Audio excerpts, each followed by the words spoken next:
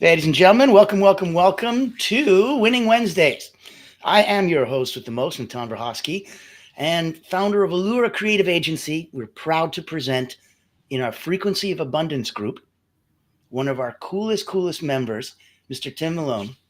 And we want to give him a cool opportunity today to come and chat, tell us a little something about something that we think we know a lot about, but chances are we definitely could benefit.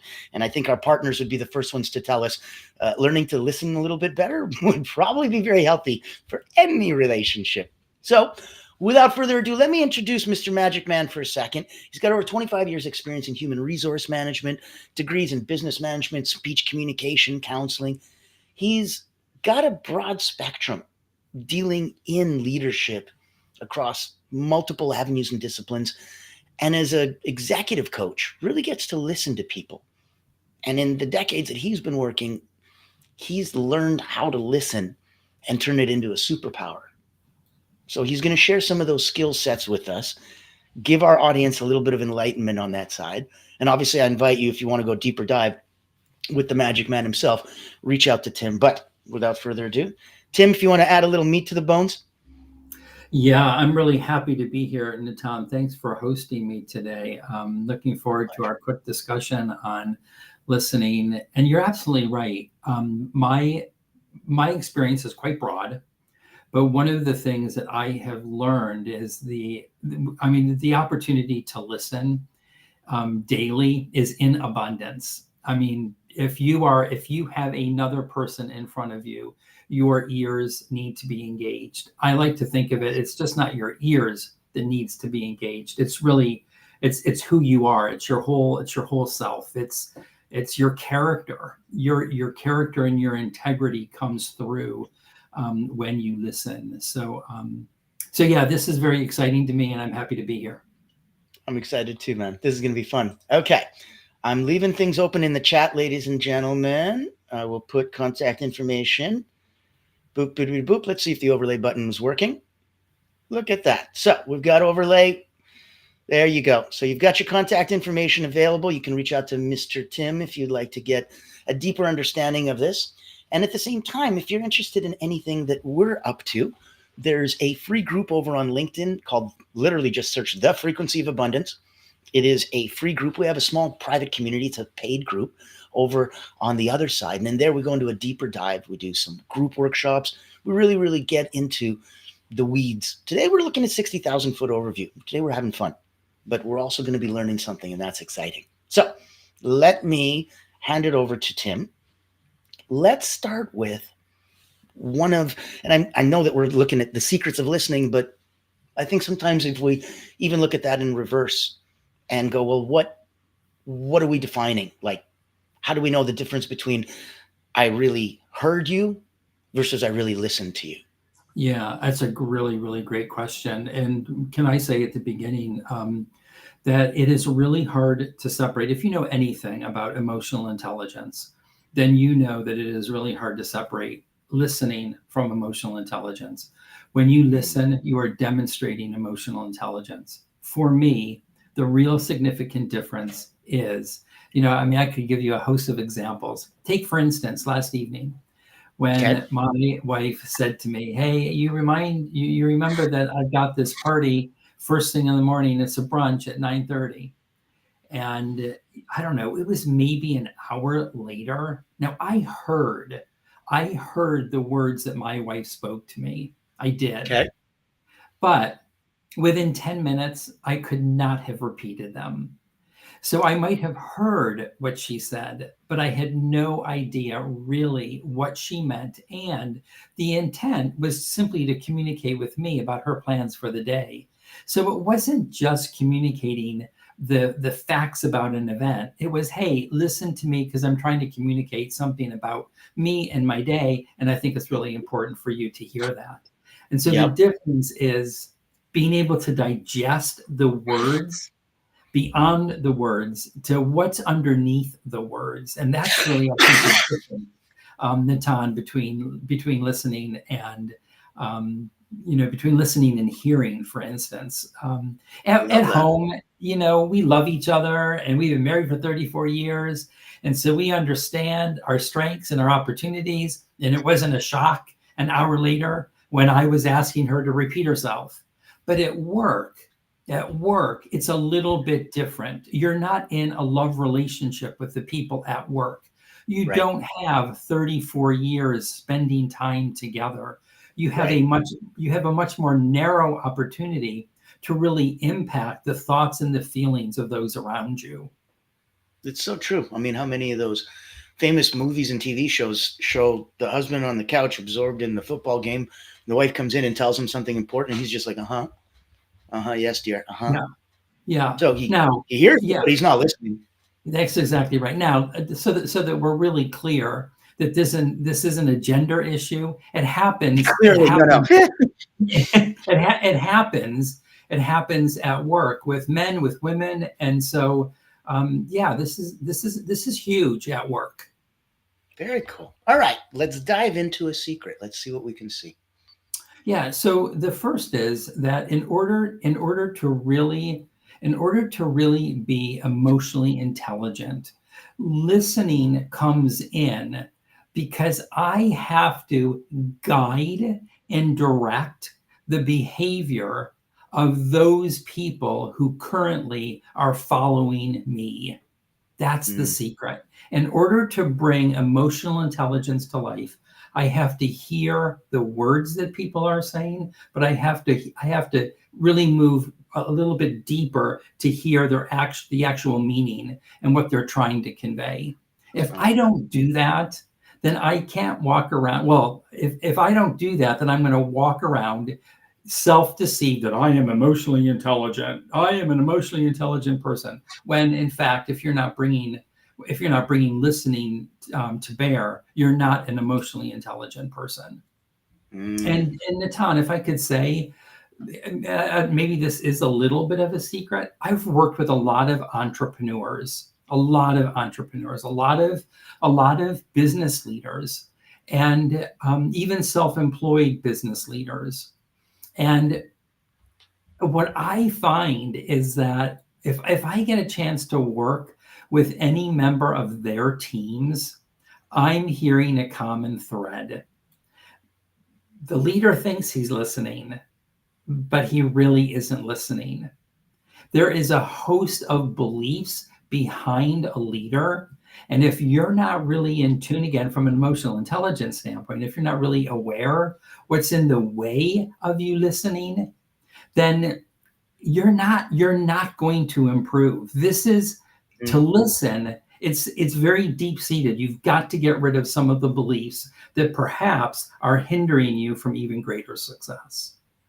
I like that. I like that. And I think if you're listening and you're really in it and you're feeling some emotional pang from something that, quote unquote, hit a nerve, you should Yeah, really put a pin in that and take a look at that. Maybe now is, in the middle of the conversation isn't the time to examine that, but yeah, you really should go, wow, that really triggered me. yeah. And then maybe on So your own yeah, examine why. Yeah. yeah. So another secret to listening is, um, if I maybe there's just another way to say this. Let's go back to the beliefs, for instance. If I think that I am the smartest person in the room, and most leaders do, most entrepreneurs do, most Okay. business owners do, they've done something. They've done something to be successful. But if they still think that they're the smartest in the room, then that's going to impact their listening. So here's the secret. The secret is, I think as leaders, we need to get off of autopilot. We need to get off of autopilot to really become mindful of how we live and work and how we are with other people. Because I think that a lot of people, like everyone's the star in their own movie of life, right? And if you're not, Yeah. boy, that's even worse. You should examine that if you're not even your own star. But Yeah, because of that, we have that egocentric view. So we do. We do. and It's some of really us, kind of, yeah, like it leans on the hard end and you become narcissistic. You do it lightly. If you don't do it lightly, then you're never going to look out for you. You have yeah, to have some self-interest. yeah. And the self-interest is being able to get off of autopilot, to get off of our, I mean, habits are a good thing, right? I mean, you don't want to have to relearn to brush your teeth every single day. Yeah, So you got these habits, habits for a reason. Yeah. yes, exactly. I was recently flying home from Tucson, where we spent Thanksgiving, out in Arizona, and typical, the pilot promises it's a beautiful day for flying. And we should, once we hit our cruising altitude, we'll go ahead and take the seatbelt sign off, and you'll be able to roam around the cabin. But while you're seated, please make sure your seatbelt is fastened. Okay. Well, I mean, we weren't 20 minutes into that flight, and the seatbelt sign came back on. And over the public address system, he just said, "Hey, we're experiencing a little bit of turbulence, trying to find some air." And I was grateful at that time that the pilot, if needed, could make his own minor or her minor modifications to find the flying area that was most suitable for cruise control. That's smart. Again, Uh, cruise control is important. Habits are important, but the ability, the secret to listening is to come off of autopilot. where is somebody like, because autopilot's a tricky one. Sometimes, especially if people are used to that as their natural state, they're going to slip into that without even knowing that they're slipping into that. Sure. That's exactly right. That's exactly right. So then it's kind of like one of my meditation teachers told me that, you're in that beautiful, relaxed place. Everything starts to feel like you're sitting on the side of a beautiful creek, and all your thoughts are just little leaves floating down the river. And you can look at them, good thoughts, bad thoughts. They make no sense. It does not matter. And they just float down, and this too will pass. And he's like, and right at the moment that you just start to acknowledge that and the beauty of that, that's when you're out of the meditation. I'm like, damn it. He's like, so you're either in it or you're acknowledging it. And if you're acknowledging it, you're not in it. And if you're in it, you can't be acknowledging it at the same Yeah. time. Can't be Yeah. coach and athlete at the same time. Yeah. So you and I could go back and forth about this, and we could like seriously get off topic. But All right. I believe that there is a real significant difference between the practice of meditation, which is really clearing your mind to get to that place where you can experience a degree of calmness and a degree of serenity. I think that's really important. The difference between mindfulness is actually putting yourself in the leaves that are floating by, to really experience the thoughts and the emotions of each leaf, so that you can experience it from an emotional intelligence standpoint. So mindful is different than meditation. I like that. And I could definitely see why, because meditation is a very personal, subjective truth. Yes. Whereas mindfulness kind of you can't be just mindful and be self-servant. Mindfulness kind of implies of others in brackets. You know what I mean? Yeah. So in that sense, that becomes objective and for everybody collectively, versus you just being meditative, which is just so selfish, you meditating. But in a sense, compared to being mindful, mindfulness is for everybody. Yeah. Meditation is just for you. Yeah, that's right. The definition of mindfulness, I don't know if this is really an official definition, but about 25 years ago, I learned how to facilitate a values session. And the group that they're no longer in business, and I'm really sad. One of them is still in business, but the organization is not. And I learned so much from them. And I learned a concept from them called "Be Here Now," and which I absolutely love and I think about often. And "Be Here Now" is defined as, this is the way they defined it, is putting yourself mentally and emotionally where you are physically. Mentally and emotionally where you are physically. And if we do that, if we can really be aware at all times of our thoughts and our emotions, physically, mentally and emotionally. What are my thoughts? What am I feeling? What are my thoughts? What am I feeling? Because thoughts and feelings drive our emotion. I'm sorry, thoughts and feelings drive our behavior. And so, as thoughts and our feelings are driving our behavior, the more mindful we are, like, what is my thinking? How effective is my thinking? Is my emotion producing result, or is it getting in the way? And listening becomes a real part of that. Maybe that's something that we haven't touched upon, that people are like, yeah, the secrets of listening, but what's the benefit? I'm like, besides clarity, besides truer, deeper meaning and understanding, Yeah. besides intention Yes. behind the message, like, there's so much to unravel. Are you sure you got all of it? Are you sure you were really listening? That's so true. So let's talk a little bit about that. So you hear, if you read anything today, any kind of business literature, if you're a Wall Street Journal fan, or if you're the Harvard Business Review, whatever your go-to periodical or reading material is, if it's about leadership, and if it's about management, and it's about business today, then you're probably reading about a couple of things. You're reading about the importance of collaboration. We collaborate with each other to really to get to the best result. The sum of Right. the excuse me. We're also probably reading a lot about psychological safety. And is this a place that I can really share honestly my thoughts and ideas? You're probably reading about innovation and creativity and how to make your workplace, as a leader, how to tap into the emotion or the innovation and the creativity of your team. And then, of course, you're reading about teamwork. Nitan, the secret to listening is that's how you accomplish all of those things. You cannot really collaborate with somebody if you're not hearing the words that they're speaking.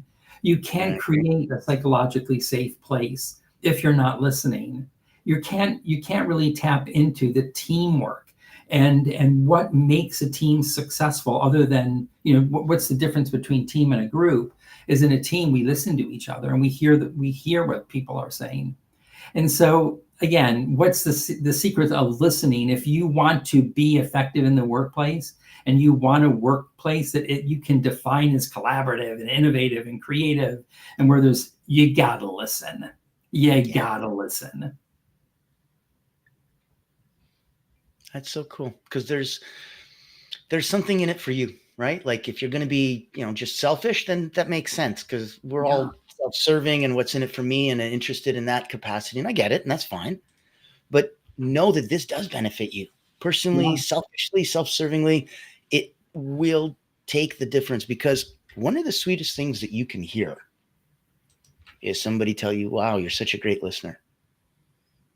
Because it implies not you just sitting there quietly, or Mhm. strategically nodding your head once every 15 seconds and going, yep. Well, that's interesting. Oh, okay. It implies more, because if you're truly listening, then they truly feel heard. Yeah, that's so true. Nitan, I lost you a little. You're way more muffled now.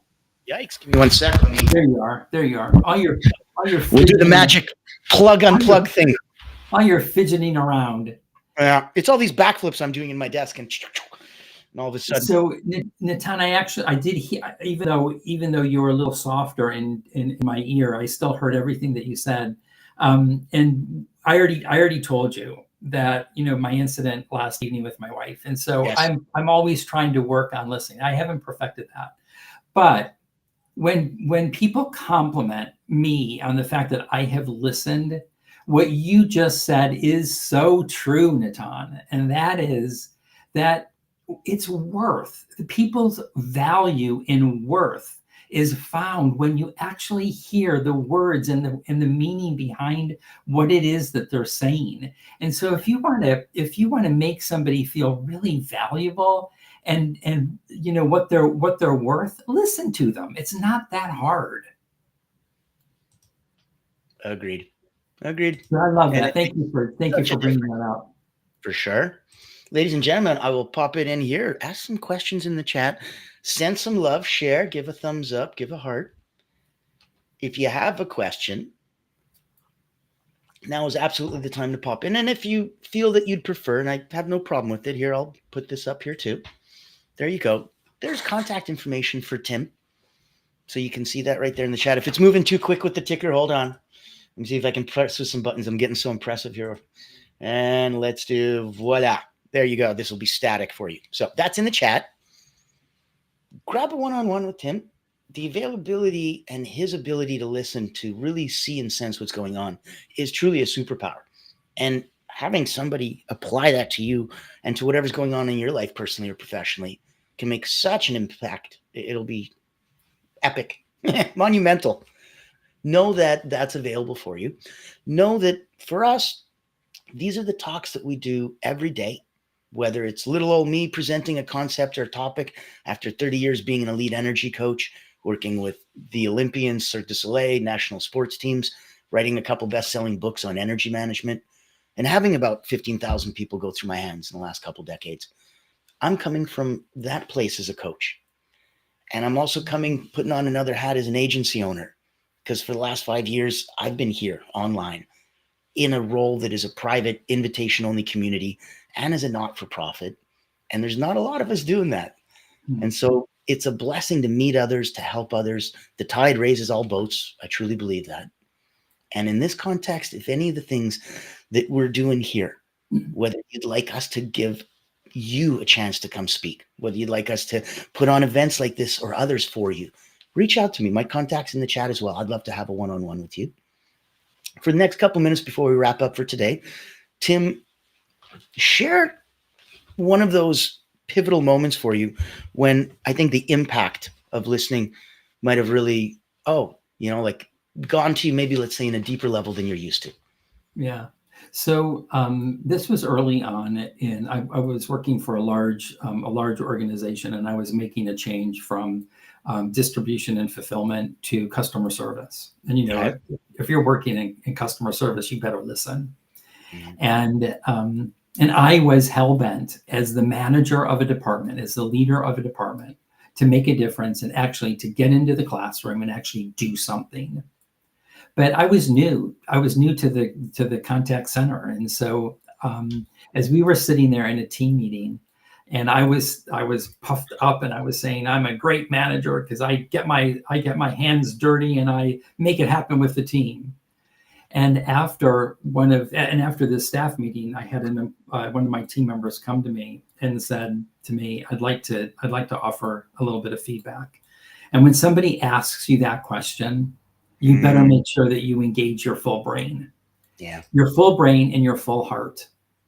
Yeah. And so they said, you are making a huge mistake for you to be, if you really want to be on this schedule of training, you're making a huge mistake. And I was like, wow, here I thought I was being the coolest thing. And they just said, you don't know anything.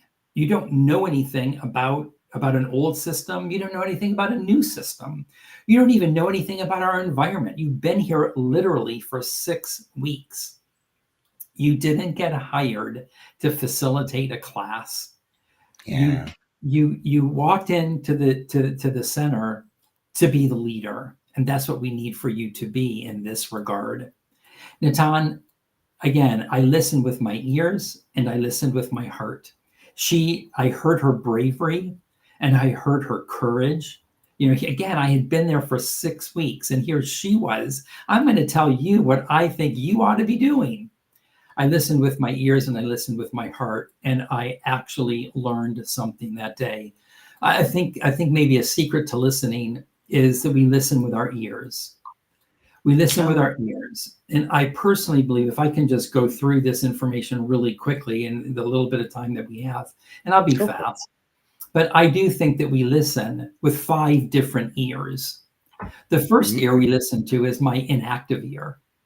I might be in the room. I'm not be here now. I'm really not listening to anything that the person is saying because I'm listening with my inactive ear. It happens all the time. How many of you who are listening today ever were involved in a conversation and suddenly you realize the person I'm talking to hasn't heard a word I'm saying? I mean, we're also guilty of that too. I can be in conversations where suddenly I realize, my gosh, where did I think I went to Pittsburgh without a ticket, And so our inactive ears. We also listen from my perspective ears, where my perspective, I'm trying to fit my perspective into what they're saying. My perspective ear is still preventing me from hearing the true meaning of what it is that they're trying to say. I also think we listen with a third ear. And the third ear is my story is better. Have you ever been in a conversation with someone and they're sharing from their heart, and suddenly you realize I've got that same experience, and as soon as they're done, I'm going to tell them my story because it's so much more exciting. Well, you're really just waiting for the pause. You're not really listening to what it Yeah. is that they're saying. Yeah. The fourth ear is a good ear. You're engaged, but you're listening only to learn. You're not really engaged in a conversation. You just want to learn. It's still pretty selfish. And then the last one, and this is my favorite ear, and this is the one I try to engage with the most, and this is my empathetic ear. And when I'm really, really emotionally intelligent, I'm demonstrating empathy. I think it is absolutely impossible. You know the old adage, the walking in an Indian's moccasin, to truly get their world. I think it's really, really hard for us to walk in another person's shoes, but I think we should try to get really, really close. I like that. The last ear is my empathetic ear, and it's all about demonstrating empathy. So the 5 ears. 5 ears, my inactive ear, my perspective ear, my story is better, my learning ear, and then lastly, my empathetic ear. That is so cool. That is a very unusual and uncommon way to look at it, ladies and gentlemen. You won't get to hear that anywhere else. I like that. Yeah, well, thanks. Yeah. Let me do this. I'm going to see if I can. Here we go. So in the chat, we've got contact info. Wondrous. And I want to thank the incredible Mr. Tim Malone, because we were able to go do a deep dive on a topic that most people can't even scratch the surface of, because it seems logical, and a 6-year-old could tell you about listening. Yeah, listen, you got 2 ears, 1 mouth, so listen twice as much as you talk, and that should be enough. And it's a good general rule, but you can go so much further. And if you apply some of the really, really cool techniques and constructs that Tim was talking about today in your life, in your world, in your relationships, you're going to definitely unwrap some of your own secrets of listening. So I want to thank you, Tim. Thank you for joining us. Thank you, everyone who came today to play. If you know, then you know. And I've got Thursday coming up tomorrow. Tomorrow is going to be setting intentions. Friday, we've got Kevin Juza talking about planning and getting that ready for 2025. Saturday is little old me taking you through taking whatever time is needed. And on Sunday, as we wrap up this beautiful week, self-care, reflection, and relaxation, which is always a nice thing. That's awesome. It sounds great. What a great lineup. Thank you. Come join us on the weekends. It's at 1 p.m. It's a little more relaxed. But Monday to Friday, we're 10 a.m. Eastern and rocking and rolling and continuing on till almost the end of the year. My last one will be on Sunday, the 22nd this year. Join us. Have some fun in the sun. And we will see you all very, very soon. Great. Thanks, everybody.